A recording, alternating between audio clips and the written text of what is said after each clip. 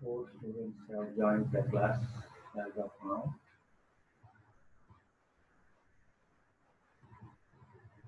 Still, the 2 minutes are there.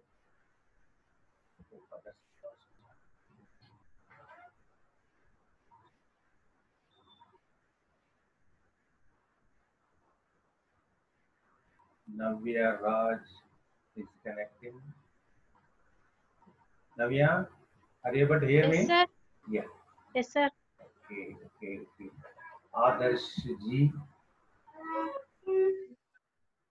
Adarsh Ji. Oh, yes. Six of that. 1, 2, 3, 4, 5.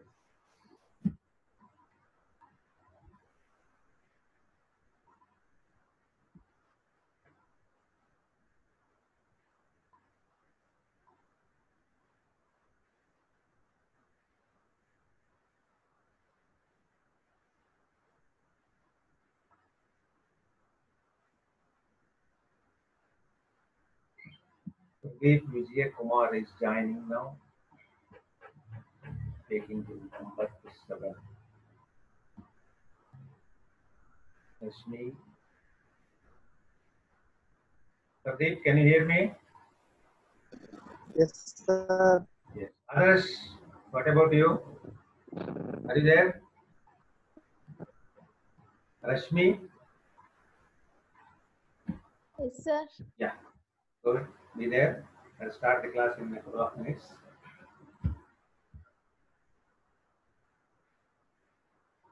Rupa Naik.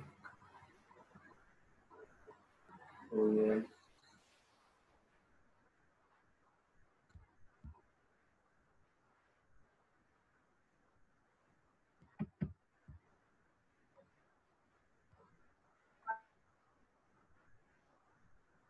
Ashika Jain. Ashika, am I audible? Yes, sir, audible. Okay.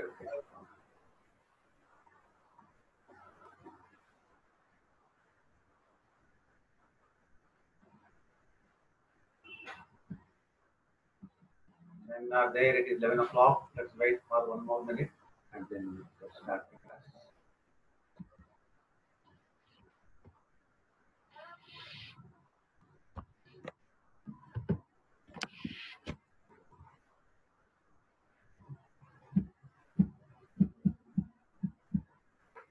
Shweta Mary is walking in.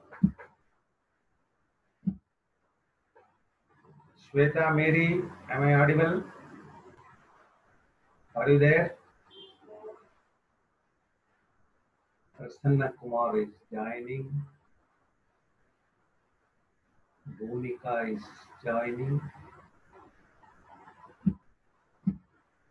Nishant.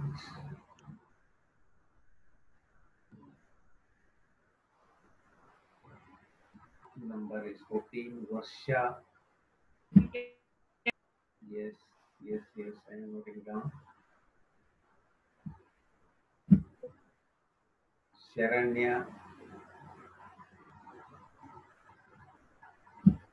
Yes. 18. The number is 18 now. Ganesh Raikar.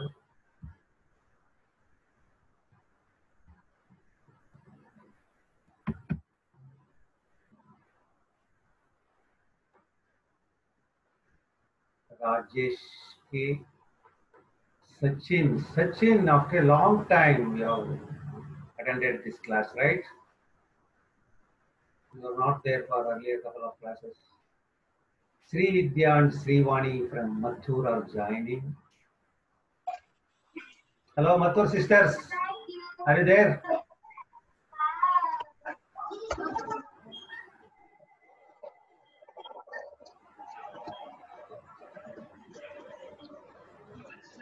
Sri Vani is trying to show me the entire family, right? Oh, yes. Number is 21 now. It is 11:03. Let me wait for 2 minutes. Deepika.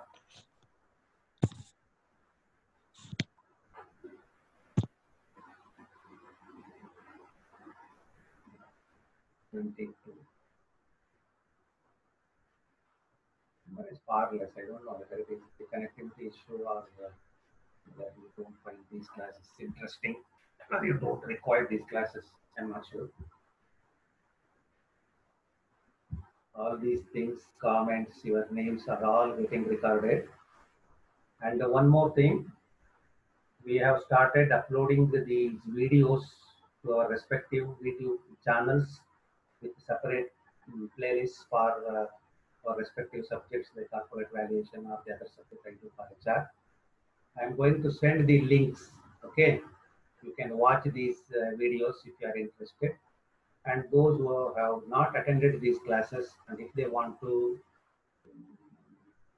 go through these sessions, they can also watch these videos. I will send the YouTube link to these videos probably tomorrow. As of now, I have uploaded only four videos, and another, I believe, another four videos are there. So all these things are going to be uploaded. You can see them. In the meantime, Divya, Rakshita, Shashank, Chaitra, who is this 41? JZ 41. Pavitra, sir. Pavitra, yeah, Pavitra has made it. Pavitra, are you getting the network? Yesterday you were finding. Yes, sir. I came to Pooja's home. Oh, that's very nice, very good. So this shows how serious you are. Some people are, right? Attending these classes instead of sitting without any connection to this outside world, without anything to these academic activities, is going to create problems later. So it's better. So Neha Kausar is coming from far off place like Moodigire. Hello Moodigire, how are you? Fine, sir. Okay. Good morning, sir. Morning. You are getting the network there. Hope everything is Yes, safe. sir. Yeah, fine there. So it is 11:05. I'm going to start the class. As of now, the number of attendant participants is 28, far below. 3 months is working now, 29. Ramya is joining now, taking the number to 30. Is reaching the magic quorum. 30. Yeah. Okay, let us meet and greet others. Ashwini has joined now, number 31. Anybody else coming in? Okay then, let me start the class. So, let me start sharing the screen.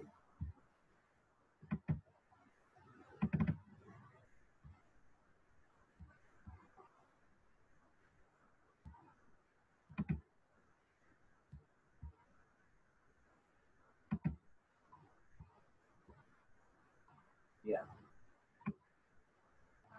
As part of strategic financing decisions, you are under Unit 4, we are examining three main issues that are likely to affect the decisions as regards financing the firms and long-term funding requirements.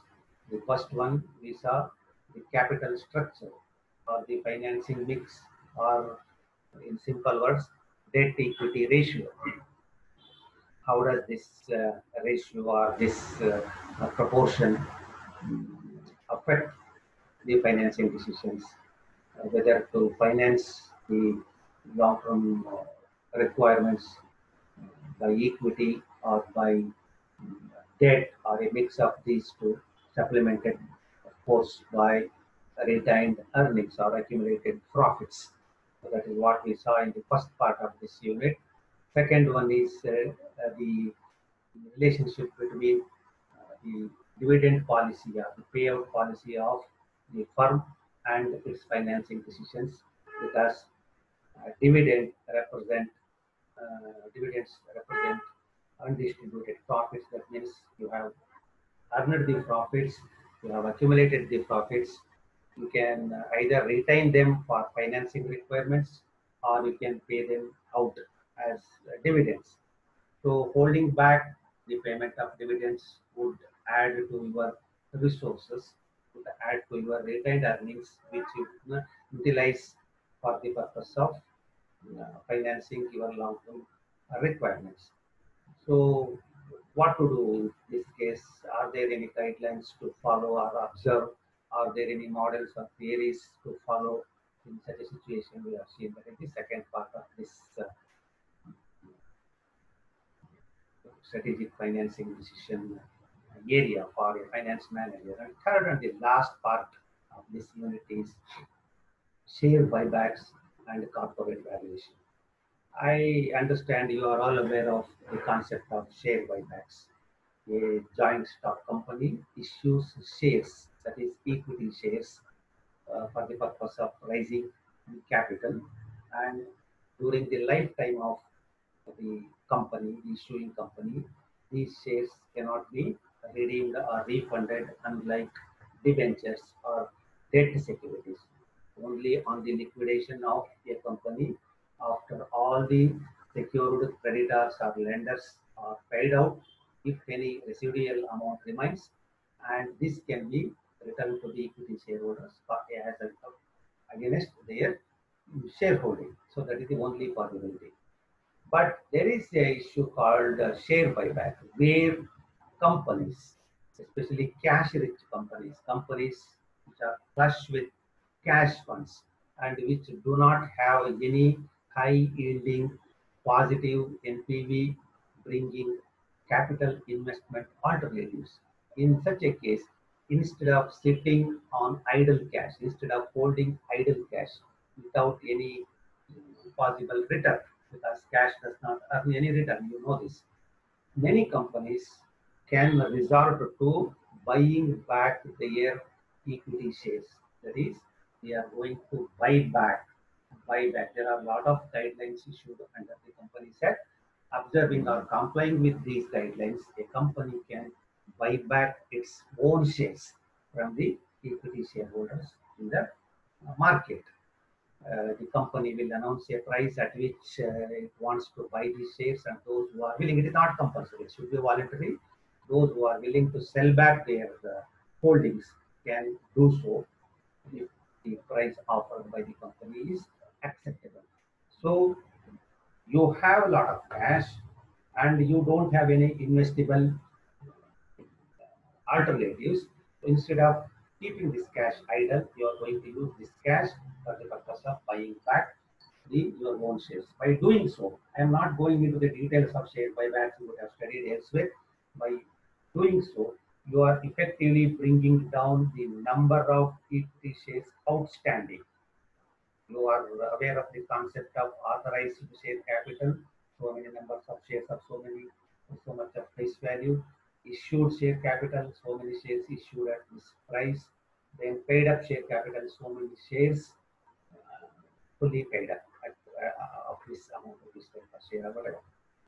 So by buying back or by purchasing these shares, you are going to bring down the paid up share capital. You are going to bring down the number of equity shares outstanding or in the hands of the general public. As a result of this, your company, if it is overcapitalized, will be able to bring down its capitalization.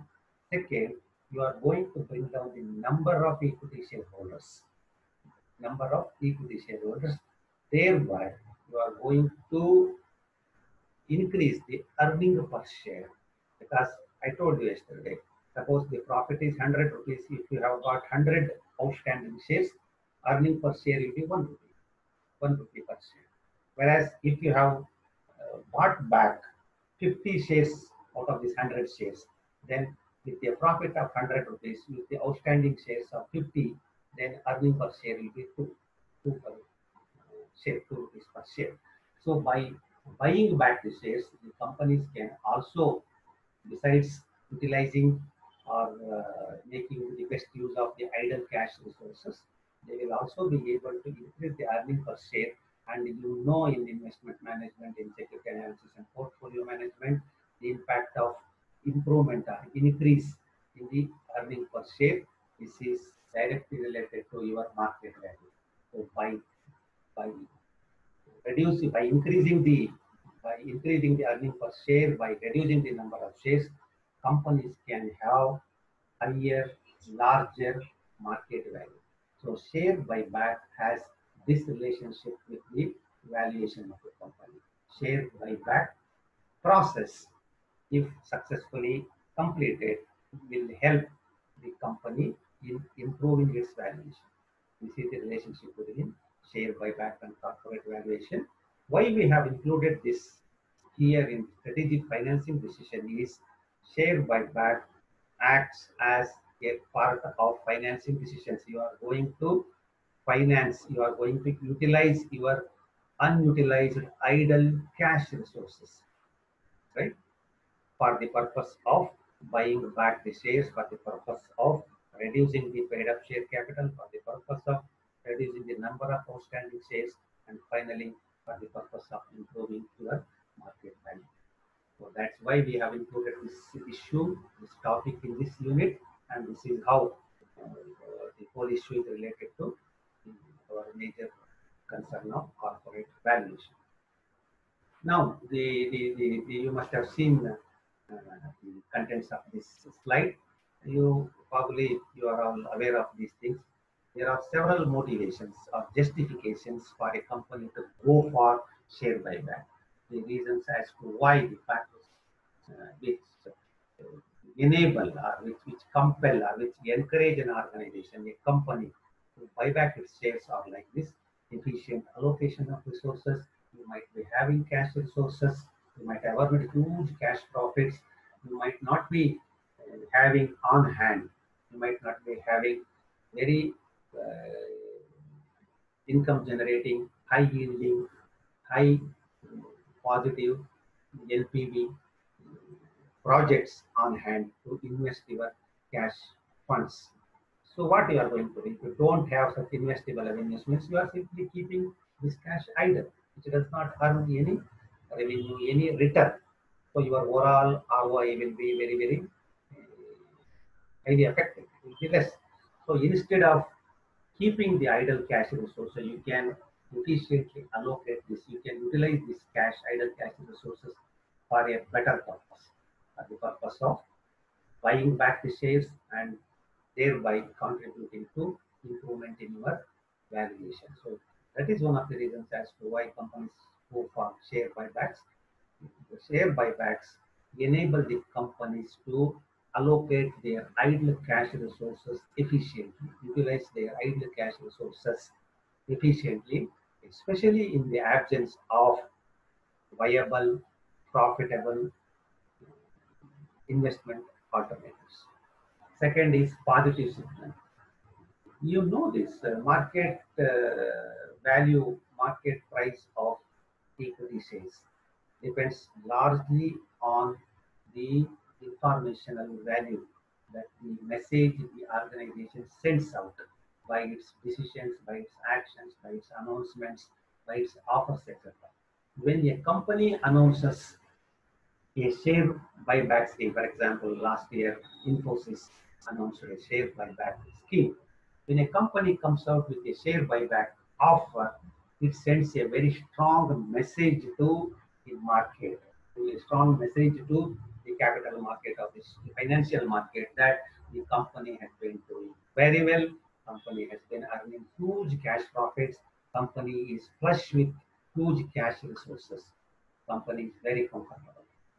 So this is a positive signal that goes to the market. Besides helping you in improving the EPS and thereby improving your market value, this is yet another way through which the companies seek to send a positive signal about their operations to the outside public, the investing public, or the financial market participants and players.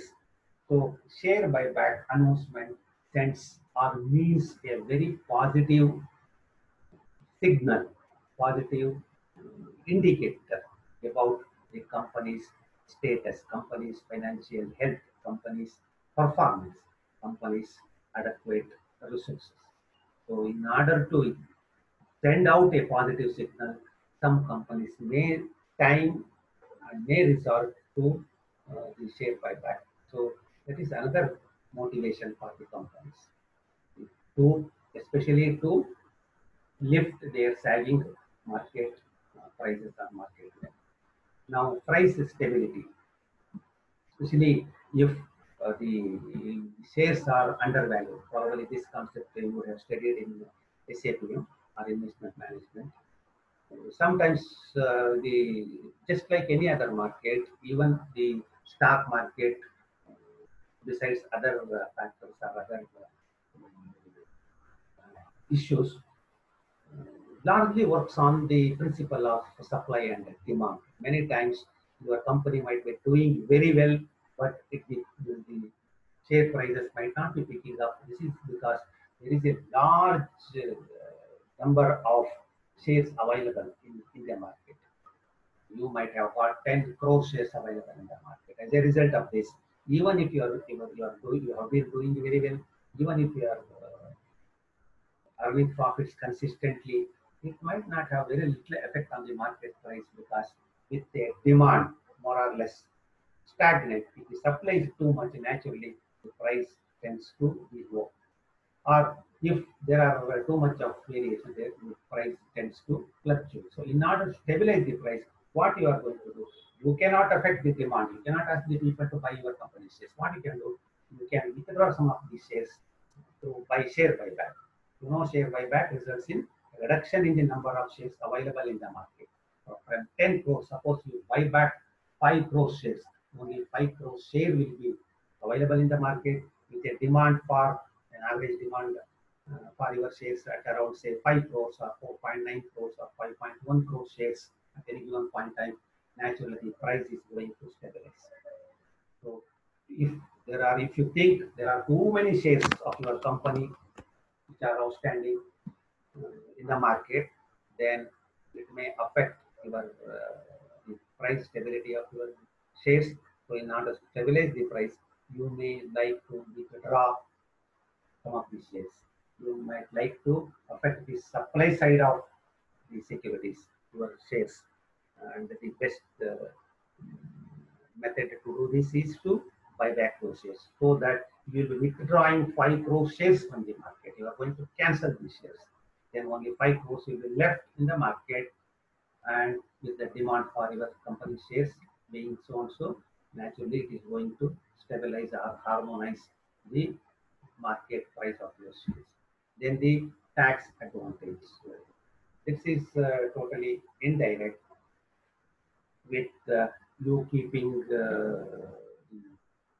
cash resources idly without anything.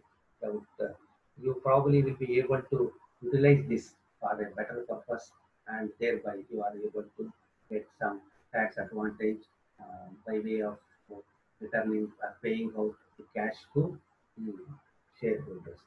Then control. Suppose if too many shares are there and if they are held across the country, then it might be very difficult to have a controlling number. So instead of this, if you are able to buy back the shares from the stray shareholders and cancel them, your holding will increase. Suppose earlier, if you are holding 1 lakh shares out of the total 5 lakh paid up shares, your holding is only 20%. Now, if you buy back, you means I am talking about the promoters, the present board of directors. So their holding is only 20%. Their control of the company is only 20%. Because they are holding only 1 lakh out of the 5 lakh shares issued by the company and paid up by the people.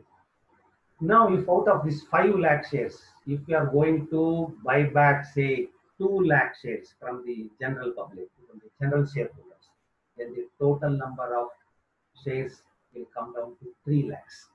And from out of 3 lakhs, you are holding 1 lakh shares, means your controlling power will increase from 20% to 33%. You will be holding with 1 lakh shares in your hands, and by buying back 2 lakh shares from the market, thereby reducing the number of paid up shares of your company from 5 lakhs to 3 lakhs, you would be holding 1 lakh. So 1 lakh out of 3 lakhs means you means the promoter's group is holding 33%. So from 20%, your holding has increased to 33%. Now you are in a better position to control the company with 33% shareholding. If you want to increase this, buy back some more, right? Reduce the total number of shares. Bring it to say 2 lakh shares. Buy back 3 lakh shares. Bring it to 2 lakh shares. Then out of 2 lakh shares, you are holding 1 lakh shares means you are now holding 50% of the controlling power. So in order to change the controlling power, change means to increase the controlling power. Sometimes the promoters group might resort to share buyback, thereby reducing the number of shares and conversely increasing their relative position, relative holding, relative share. So that is the issue of control. Then share buyback is always voluntary. I told you it cannot be compulsory. The company will have to offer to buy. It has to invite the shareholders.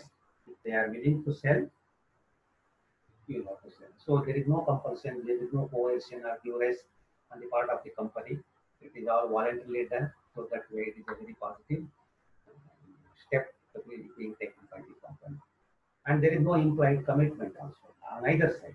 Whether there is no commitment on the part of the company to buy back at regular intervals after 5 years, after 10. No, not at all. No such commitments are there.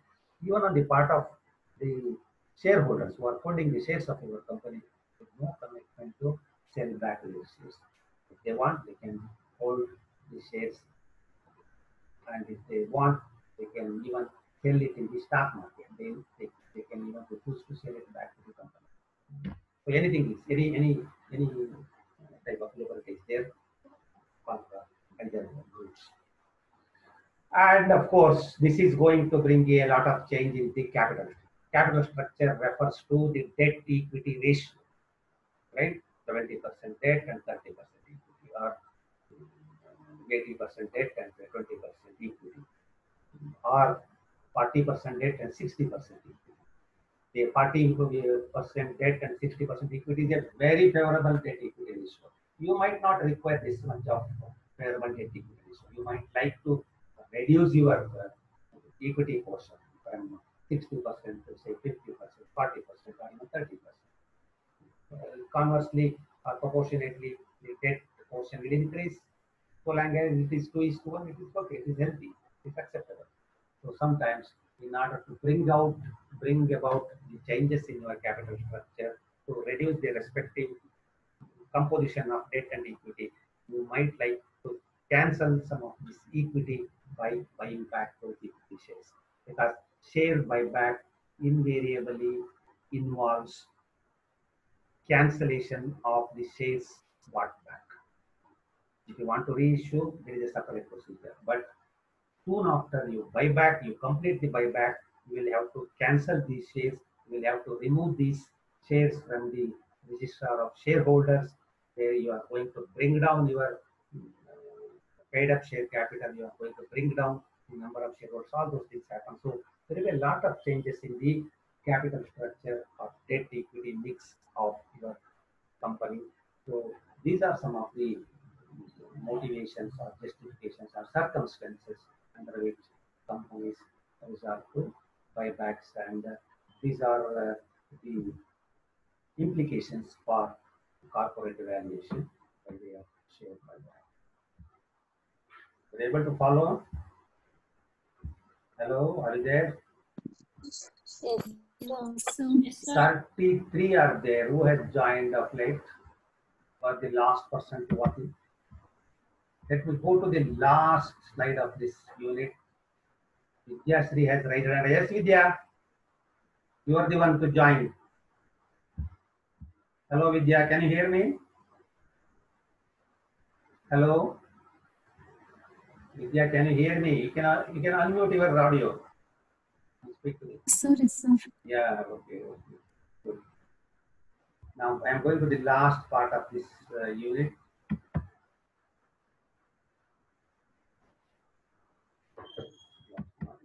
Lost. Definitely lost. Yeah, have a look at this. But in spite of having a lot of motivations or justifications to go for share buyback, there are certain objections to share buyback. You would have studied this. I am only referring to them in a cursory manner. One is unfair advantage. Sometimes when the company wants to buy back its share, this is going to give an unfair, undue advantage to the promoters group. Promoters group willing to have a very strong hold on the company, on its management, right? Might like to buy back and might like to throw out some difficult kind of shareholders, the problem creating shareholders, shareholders who are questioning the policies and decisions of the management, right? Are uncooperative kind of shareholders. So this is going to give share buyback gives it is alleged that share buyback gives a kind of unfair advantage to the promoters group to continue their stronghold on the management of the company. They might not like to accommodate conflicting, contradictory, right, questioning group of shareholders.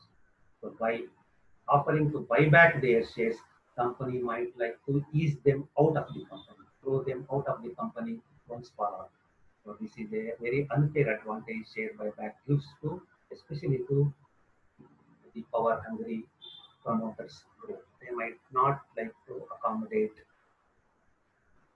a kind of opposition to their management, their administration. Second is manipulation. This is a common allegation. The price is going to be manipulated. Many times it is done. It is done. There are instances of companies indulging in a very manipulative pricing process while offering share buybacks. And sometimes in order to win over, in order to unduly benefit the unwilling minority shareholders, companies might be offering a very excessive payment. Suppose the current market price is 50 rupees, you might like to offer 60 rupees, 70 rupees, 80 rupees, or even 100 rupees to buy back those shares. Then naturally, some of the shareholders who want to make money might like to sell the shares at 100 rupees when the current ruling price is in the market is 50 rupees.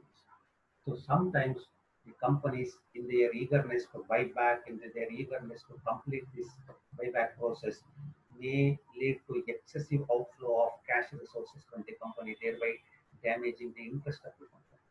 They might like to somehow, if the current market price is 50 rupees and if I offer 50 rupees, why should yeah, okay, there was small disruption.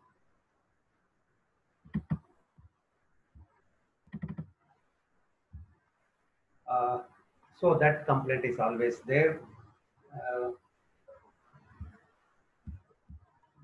But all said and done, in spite of these complaints, some cash-rich companies, at least few companies every year, very, very progressive companies, well-performing companies are indulging in such share buybacks. As you see in the last, this one, since it is going to increase the earnings per share, it is increasing the formula. That is what I told at the beginning of this concept. So many finance managers believe that share buybacks process or exercise increases the EPS, thereby contributing to improvement in the company's value. That's how these two things are related. I have been detailing. Please note this. But again, because of these complaints and these objections, etc., this reasoning is found to be flawed. Flawed means not correct, right? Mistaken. There could be mistakes, right? It might not result in these things, in increasing the firm value, because you are aware the firm value or the market value of a company's shares depends on a large number of factors, not necessarily one of exercise like share buyback. So the reasoning is still found to be flawed. So with this, your fourth unit is completed, that is strategic financing decisions. To recapitulate, we have considered three major issues in this. One is the capital structure with attendant theories and their implications for the value of the company. Second one is dividend policy with attendant or supporting dividend theories of relevance and relevance theories, and the implications of dividend policy on the financing decisions, and finally on the value of the company, and finally the share buyback issue which the companies resort to sometimes, and their implications with respect to financing decisions and the value of the stock. So please refer to the study materials and to you. Please try to link these things you have noted here with the contents of the notes, and we shall move on to the next unit, that is unit 5. Unit 5 is again a amalgamation of different this one. Shall see this in the next class. ನಂಗೂ ಒಂಚೂರು ಮೊಸರು ಇಟ್ಟಿರಿ ಜೇನುತುಪ್ಪ ಮೊಸರು ಹಾಕೋತೀನಿ ನಾನು I am stopping the sharing. ನೆನ್ನೆ So the last count, 34 students are there.